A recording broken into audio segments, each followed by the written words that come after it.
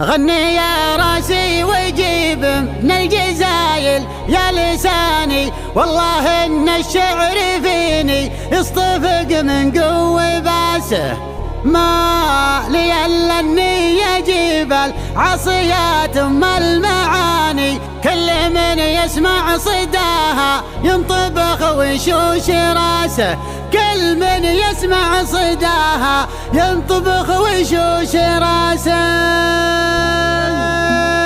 سمجوا بعض القصايد ناسخينه، كل شاطر وكل بيت عايدينه، من جال بحر القصايد لا يقول القصيد الجزل لناس تعينه، لاحت بروق السما والذبعاوي من مثل شرواي ما تكسر يمينه. القريحة في ضلوعي اتهدت كانها الوافي وربع ذاخرينه، الاستهدت تجبر الشعر تجفل ما تجيب الا النوادر والثمينه. مرحبا يا ضيفنا واللي تعنى، كل ضيف اللي قدر ومقلب طينه، الدلال تفوح والطيب يتجدد والذبايح ما نحط الا السمينه، حفل من هو على الشدات صامل كل داف من طناخ عاسبينه، حي راس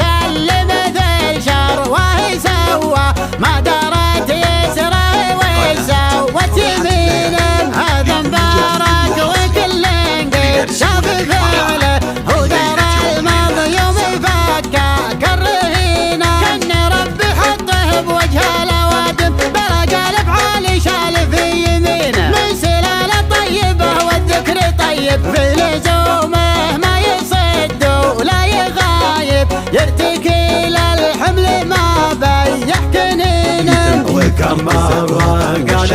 عندي وزلوها كل دار دون فيه طيب الدينه، منتهى قوى في زومه لا وصلنا بالملاقى لحضرنا طاحنينه، بالملاقى لحضرنا طاحنينه.